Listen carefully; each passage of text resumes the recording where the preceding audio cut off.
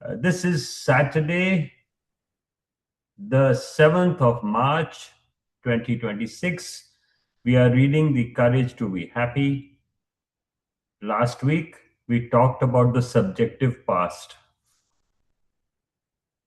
and the narrative me now. Your now constructs your past. That's what we tried to explain. And you justify your past with your current now. And if you see today, I give you an example how history is also being rewritten with a perspective world over. So, historical manipulation always synchronizes with the now. The power of present goals, history as a manipulated narrative. So, what we have said, Priyanka Rathore will share handwritten note from this session. I hope she does that. Then we said review session recording and notes before the next meeting. You have them right here and you can review them because some of us weren't here at the last meeting. And today is the 7th of March. And the dialogue goes on between the youth and the philosopher. If we had the same kind of heart and life. You may have forgotten it, but I remember it well. 3 years ago, you made an assertion that went something like this: we do not live in an objective world, but in a subjective world that we have given meaning to. The issue that we must focus on is not how the world is, but how we see the world. And also, we cannot escape our subjectivity. Yes, that's right. Then, tell me this: how is it possible that we, who cannot escape subjectivity, could have the eyes of another, or the ears of another, or even the heart of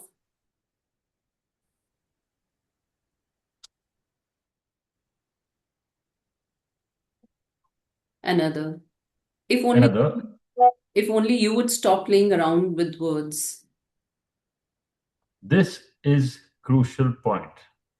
It is true that one cannot escape subjectivity and one cannot become another person, of course. However, one can imagine what appears in other people's eyes, and one can imagine the sounds their ears hear. Adler proposes the following. First of all, think, what if I had the same kind of heart and life as this person? It's something about empathy. This is what empathy really means. What if I had the same kind of heart and life as this person? If one does that, one should be able to understand that I would probably faced with the same sort of task as this person. And from that point, one should be able to imagine further that I would probably deal with it in the same sort of way. The same kind of heart and life? Say, for example, that there is a student who never even tries to study. Questioning the student by saying, why don't you study? Is an attitude completely lacking in respect. Instead, start by thinking, what if I had the same heart as him? What if I had the same life as him? In other words, one thinks what it would be like if one were the same age as a student, lived in the same household, and had the same friends and the same interests and concerns. If one does so, one should then be able to imagine what sort of attitude that self would adopt upon being faced with the task of one's studies or why the self would refuse to study. Do you know what sort of attitude is called? Imagination? No, this is what we call empathy. Empathy? That's what you call thinking about what it would be like to have the same kind of heart and the same kind of life. Yes, what is generally thought of as empathy, that is to say, agreeing with another person's opinion and sharing their feelings, is just sympathy, not empathy. Empathy is a skill, an attitude that one has when walking side by side with another. A skill. Empathy is a skill. That's right. And since it is a skill, it is something that you too can attain. Oh, well, isn't this interesting? Okay, then I want you to explain it as a skill. How can one know the other person's heart and life, or whatever you call it anyway, by doing counseling for each person one by one? How? There is no way you could learn such things. That's exactly why one has concern for other people's concerns. One must not just observe from a distance, one must dive in oneself. You are just standing in a high place without ever diving in and making remarks that, such as, there's no way to do this, or there's such a barrier. There is no respect in that, and no empathy either. No way. You are wrong. That's totally wrong. What is wrong about it? Courage is contagious, and respect is contagious too. Sure, if I were to run around chasing after a ball together with my students, they might like me more. It might make a good impression on them and give them a feeling of closeness. But if I come down to the level of being a friend to those kids, educating them will be even harder. Sad to say, those children are not angels. They are little demons who, the second I go the slightest bit easy on them, will take advantage of me and get too big for their britches. And then they'll be totally out of control. You are frolicking about in a fantasy with angels who don't even exist in this world. I brought up two children myself, and there are many young people who come to this study for counseling who weren't able to adapt to school education. As you say, children are not angels, they are human beings. However, precisely because they are human beings, one must pay them the highest level of respect. One does not look down at them, and neither does one look up at them or flatter them. One interacts with them as equals and has empathy for their interests and concerns. We'll take a pause here. We were reading today in my last session from a book, Wanted Backbencher Last Ranker Teacher by Kavita Ghosh, Chapter 2. Chapter 2, title is War versus Peace. A new teacher who's just been hired walks to a class 10, where students are girls and boys. They have gangs and wars. So the teacher has to have phenomenal patience. And teacher in this particular case did such a beautiful thing. She tried to understand them where they are, from where they come from them, and handle them accordingly. This is exactly what is happening here when you put yourself in the shoes of others. That is empathy. And that's exactly what it says. One does not look down at them, and neither does one not look up to them or flatter them. This is the main task of a teacher. One interacts with them as equals, which is horizontal learning, and has empathy for their interests and concern. A great way for a teacher to build a class. Anything you wish to add what I've just said, Gurdeep? The same thing, for having good interpersonal relationship, we should focus upon horizontal relationship rather than vertical. Like we always feel that there is a vertical relationship between teacher and student. Teacher is always authority figure in the classroom. So that should not be the case.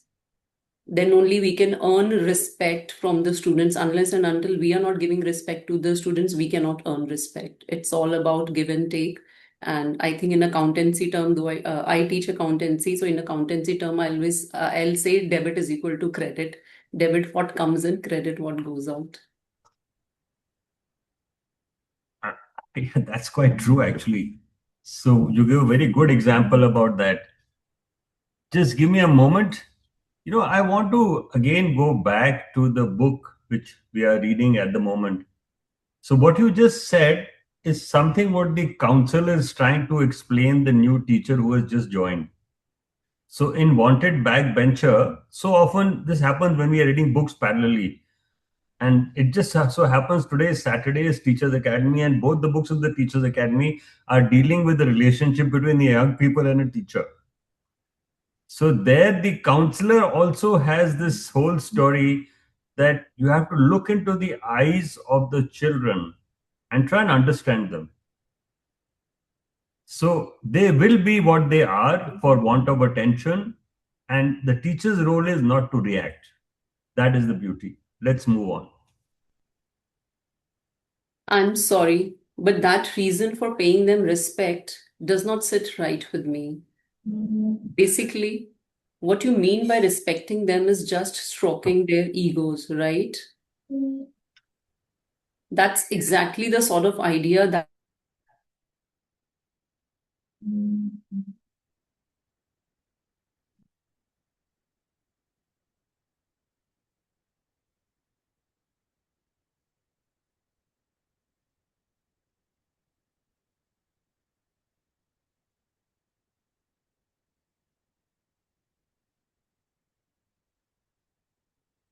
Can you hear me? Yes, sir. I think we lost Gurdeep, right? Yes, sir, Yes. we lost her. Yeah. So I think I will read for both. Okay. So what I will go there, I will just pop by to the last page. Sorry about this interruption. I'm sorry, but the reason for paying them respect doesn't sit right with me. Basically, what you mean by respecting them is just stroking their ego, right? That's exactly the sort of idea that is degrading to children. It seems that you understand only half of what I have been talking about. I'm not seeking a one way respect from you. Rather, I want you to teach respect to your students. So here's the philosopher's advice to the teacher to teach them respect. That's right. By way of your own personal practice of it, show what it is to have respect. Show the way to build the respect that is the cornerstone of an interpersonal relationship, and get them to see what is respect based relationship can do. As Adler tells us, cowardice is contagious and courage is contagious too. Naturally, respect also becomes contagious. So the youth asks, courage and Courage. respect are contagious. Yeah. Yes, it begins with you. Even if there is no one who understands or supports you, first you must carry the torch and show courage and show respect. Your torch will brighten only a few meters around you at the most. It might seem like you are on a lonesome night road, all on your own, but the light you carry will reach the eyes of someone hundreds of meters away. They will know then that a person is there, a light is there, and a path is there. And if they go to it, eventually dozens and then hundreds of lights will gather around you. Lights radiated by dozens and hundreds of your comrades.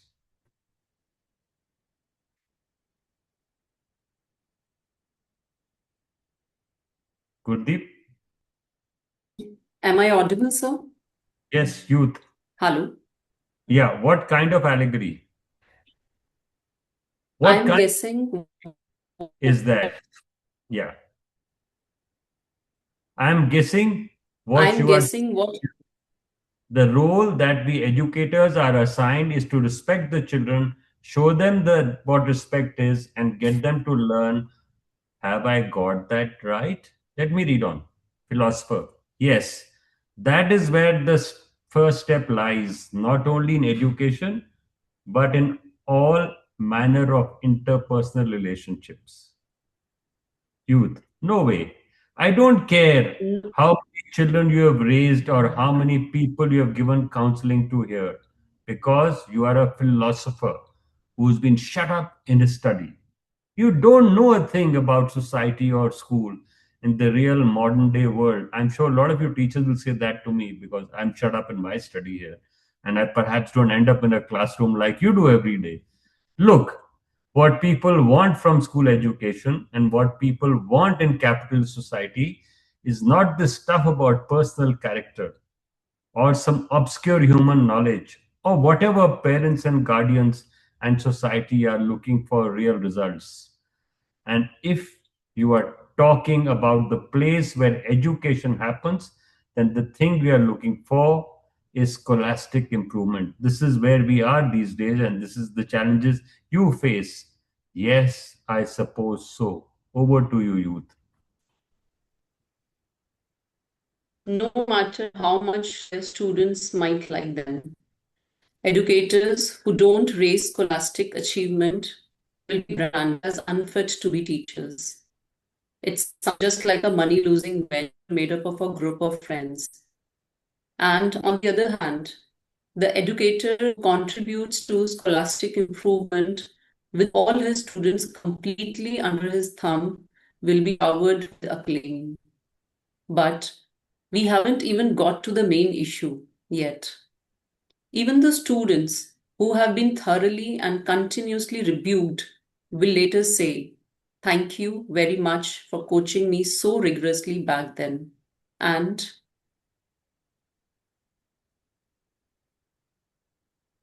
convey their gratitude. They recognize that it is because of the strict treatment that they kept up their studies, and that my strictness was really a loving whip, as it were.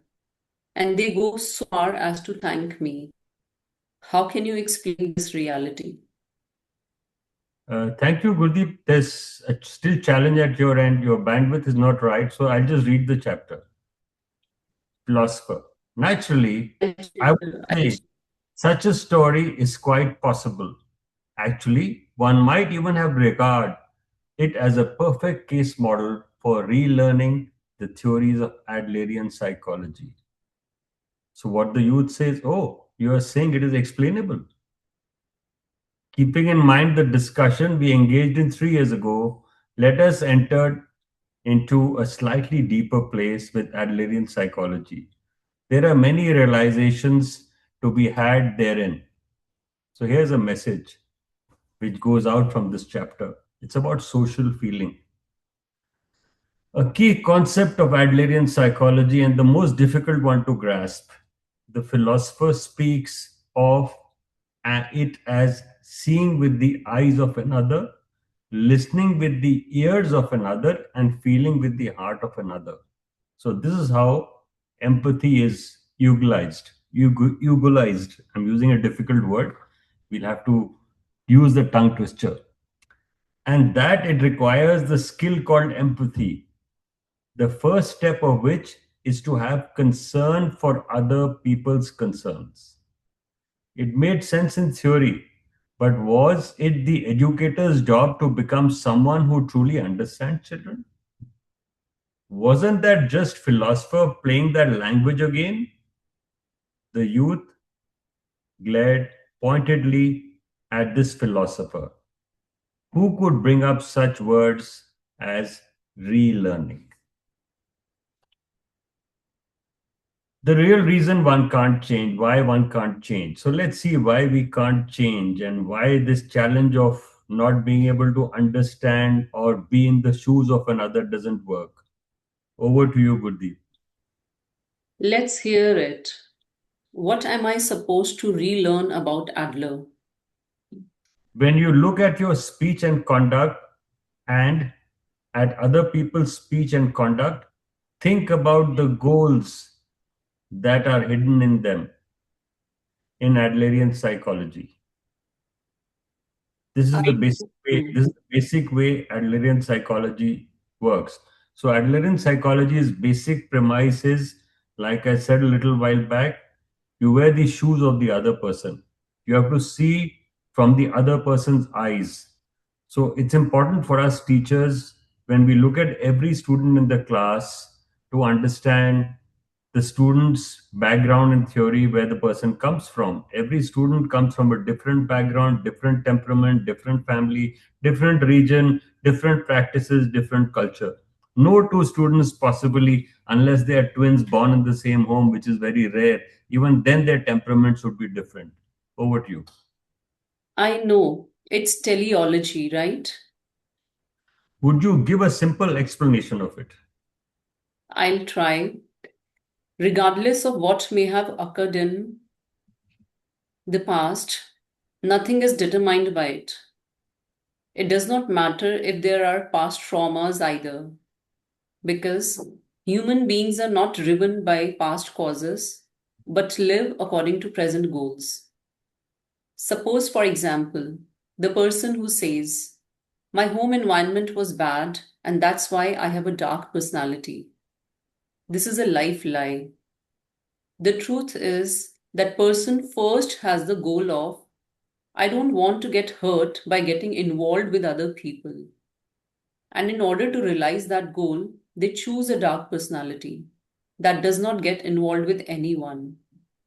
Then, as an excuse for having themselves chosen such a personality, they bring up their past home environment. It's something like that, right?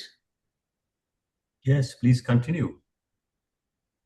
In other words, we are not creatures who are determined by past events. Rather, we determine our own lives according to the meaning we give to those events. So this is important. And if you reflect back, you want to hear what you want to hear, you want to see what you want to see, you want to feel what you want to feel. It's very hard for you to see from the other's perspective. So the meaning we give to those events. So your interpretation makes your world. That's what the reality is. That's right. And then you said something like this: no matter what has occurred in your life until now, it has no bearing at all on how you live your life from now on. And that you, living here and now, are the one who decides your own life. So, did I get anything wrong? Thank you. No, you did not get anything wrong. We humans are not as fragile as to simply be the mercy of past traumas. Adler's ideas are based on the strong belief in human dignity and human potential, that human beings can determine themselves at any time. It's an important element. Imagine human beings can determine themselves anytime. You look what's happening in the world today and read this sentence again. Human beings can determine themselves anytime.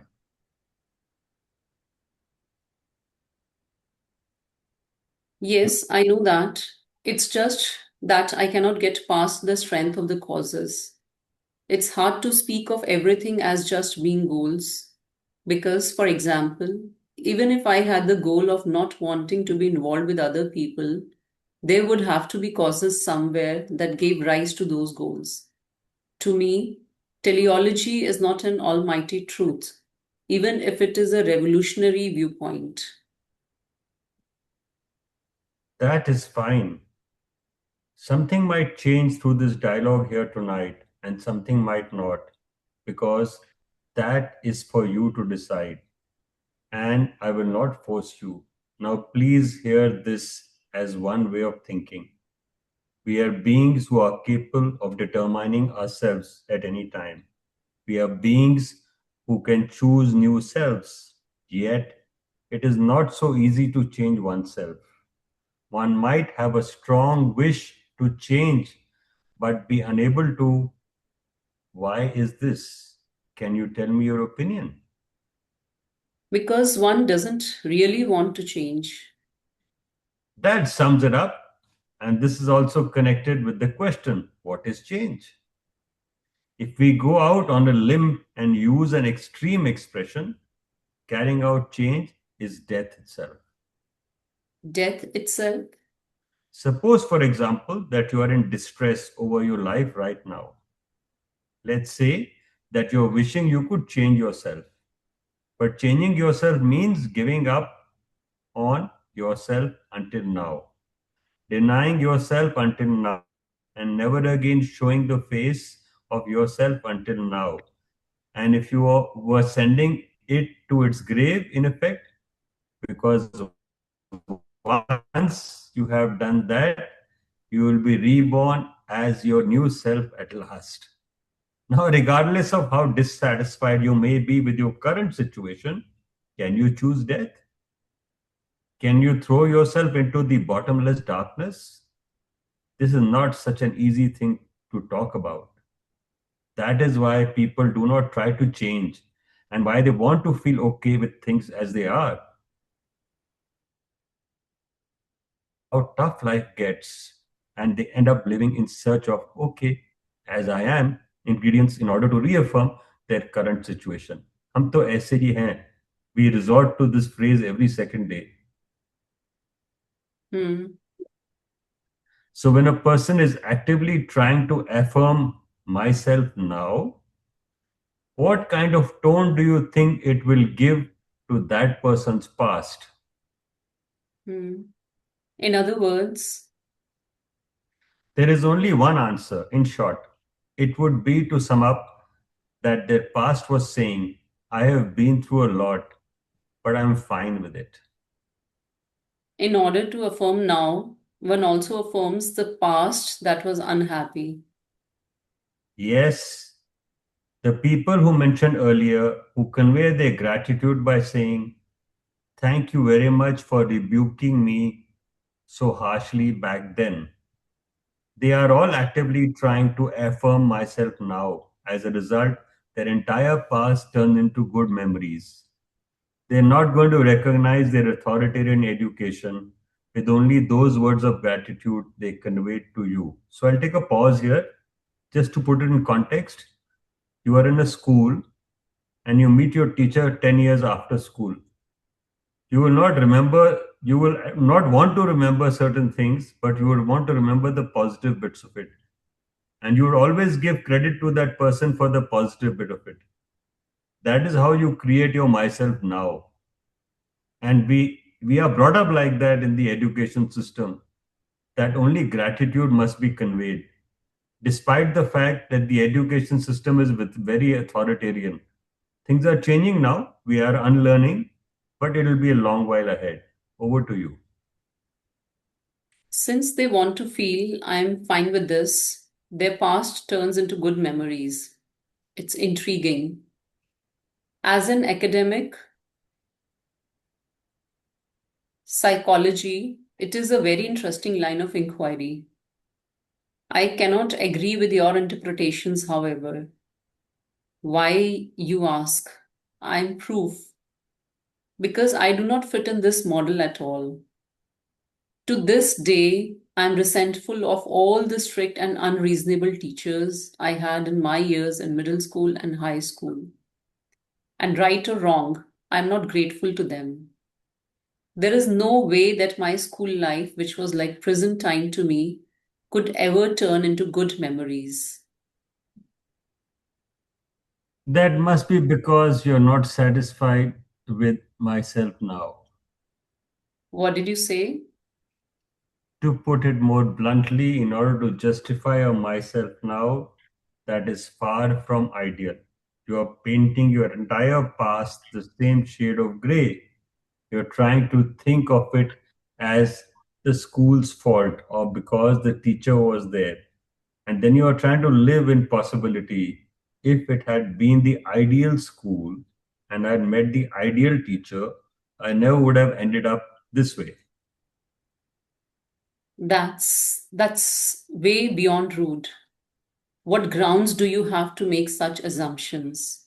Can you really say for sure that I'm making assumptions? Because the question is not whether something happened in the past, but what meaning myself now gives to the past. Retract that. What do you know about me? Look, in our world, the past is the real sense of the word does not exist. It is just painted in an endless array of colors of now, each with its own interpretations. In this world, the past does not exist. That's right, the past is not something that cannot be regained. Rather, it is simply and purely does not exist. Until one takes it that far, one cannot get any closer to the essence of teleology. Ah, this is exasperating. You make assumptions, and next you say the past does not exist. You're tossing out whole filled falsehoods left and right, and then you're trying to blow smoke. I'm going to have fun dredging the muck out of all those holes and throwing it right back at you. So we will take a break here. We'll put a bookmark so that we don't lose a chapter in the middle. This is a good place to pause. We'll be happy to take any questions. Anyone has any questions? You want to ask something about what we have read? All our notes are available on the blog happyteacher.in. I have created a bookmark for today. March 14th is when we meet next. The bookmark is there in your WhatsApp. We are reading the book, The Courage to Be Happy. For the people who joined today, we read the book, The Courage to Be Disliked before that.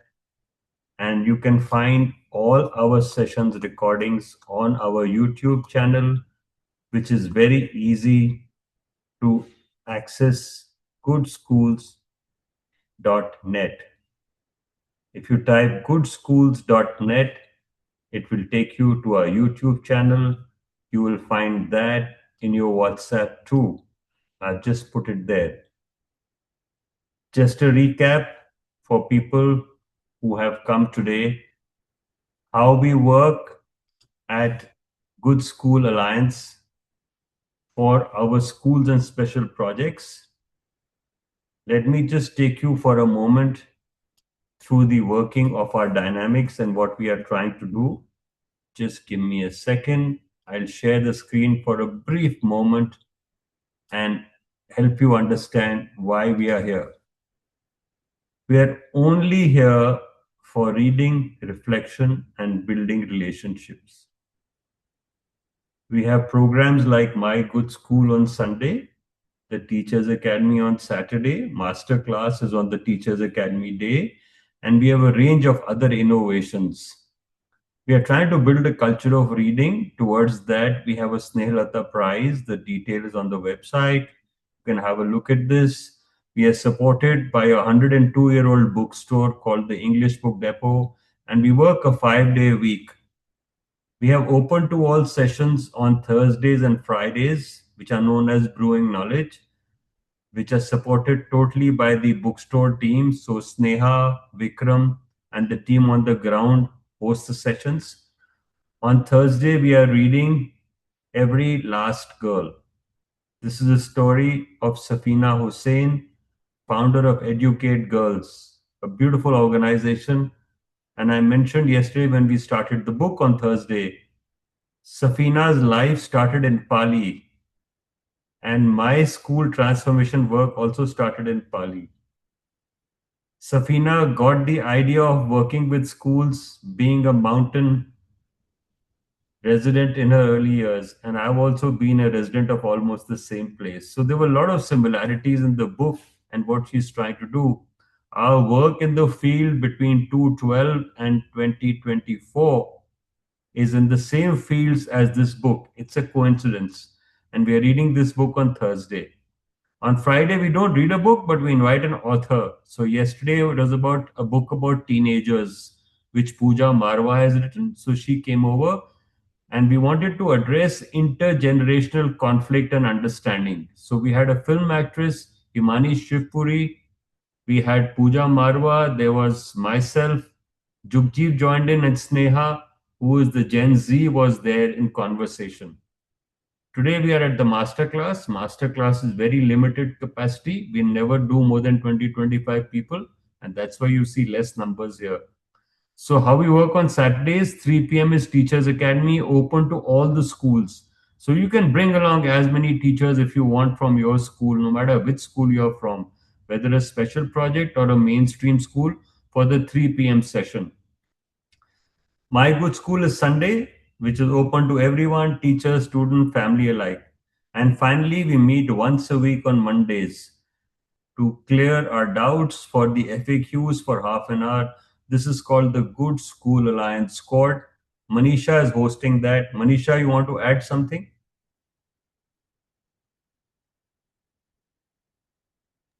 Good evening, Okay. everyone. You want to Sunday, add? yeah, Sunday school we read two books at one time. So one book is generally English and one goes Hindi. So right now, like tomorrow, Sunday, please join us to see how we read, how we interact with the children, and how reading, reflection, and relationship builds the community. So please join tomorrow.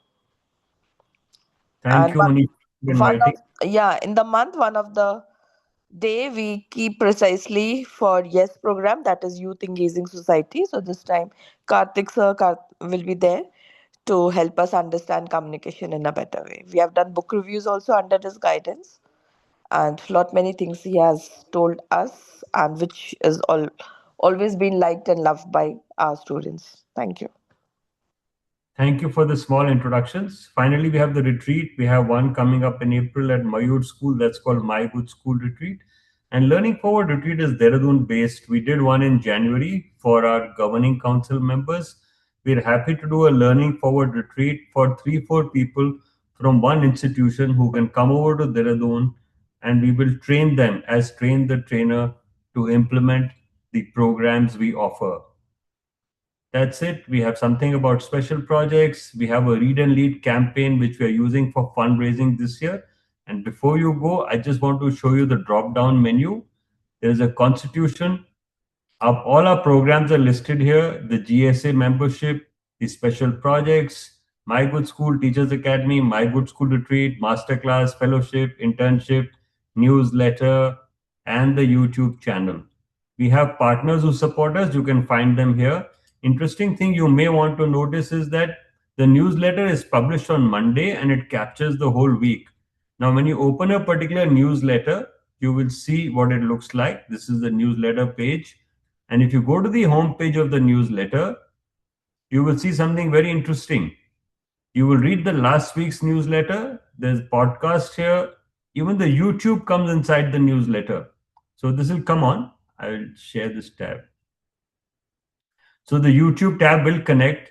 I have some challenge at my end, so it's not working. Don't worry about it.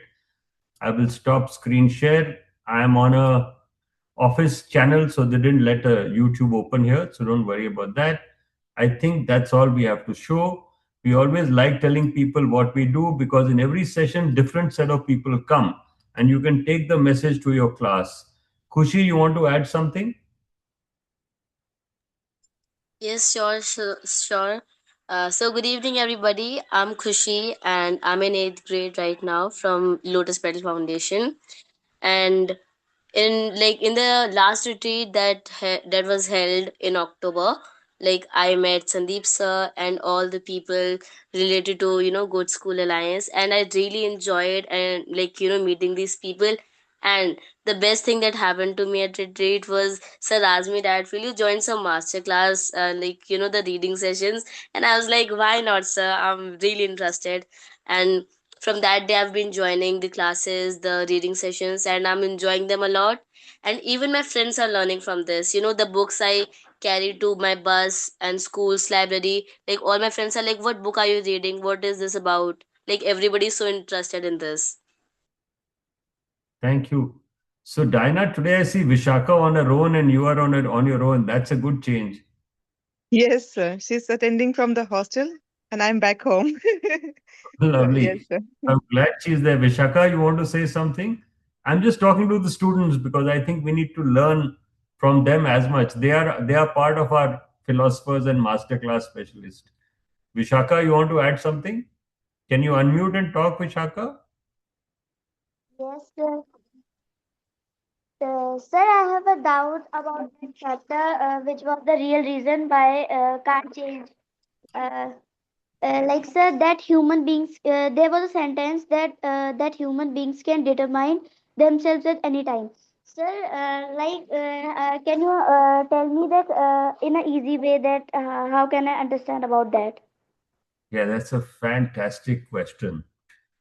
So, Vishaka, like now, if you are sitting there and imagining things, that imagining which you do makes your present moment. You can't be blank totally. So, whatever you are thinking, you will shape your present moment with your thought. Is that easy? Yes, sir.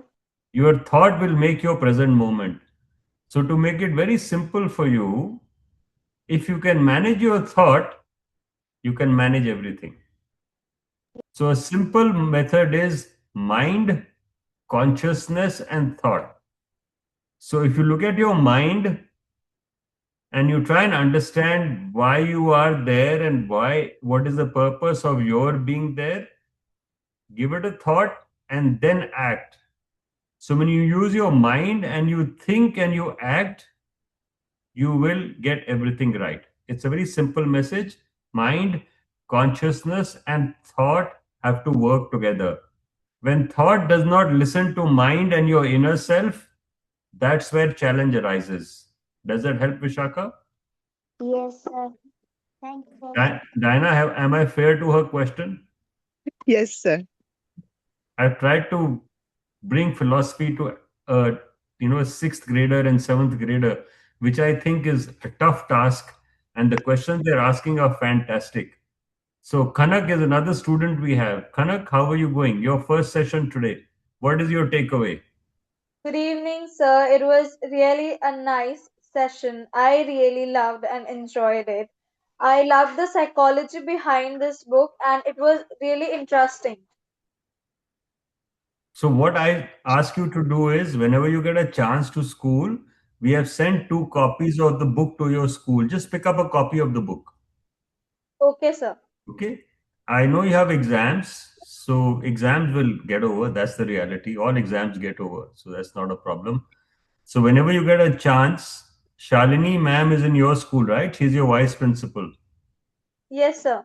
You can walk up to her. There are 2 copies of the book in your school, The Courage to Be Happy. It may be a good idea for you to carry the book home, and whenever you get a chance to actually look at it, to make it simple for you, you can also find all our chapter summaries on happyteacher.in. Happyteacher.in is the blog where I started today. If you remember, I showed in the beginning where we start on a recap.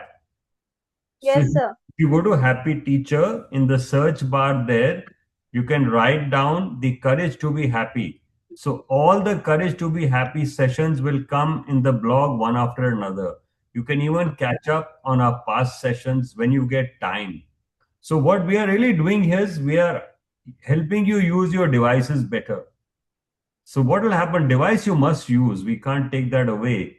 So we are trying to help you get the best use of your device by reading, by reflecting, by thinking, by sharing, by posting. That's the idea. Whatever limited time you have with your device, use it productively. Before you go, let me tell you, you can add everyone in this room in terms of followers, and my following and my numbers will be equal to every school's total, by the way. But I never end up scrolling, dumb scrolling, or browsing. I only share what I wish to share. I have never followed anyone honestly, because when you start following one person, your media will not leave you. It will send you another, and that's the way they capture you. So it takes courage to be happy, it courage to be yourself, and that is the whole point. Courage to be right here, courage to have your heart and soul when you are doing something.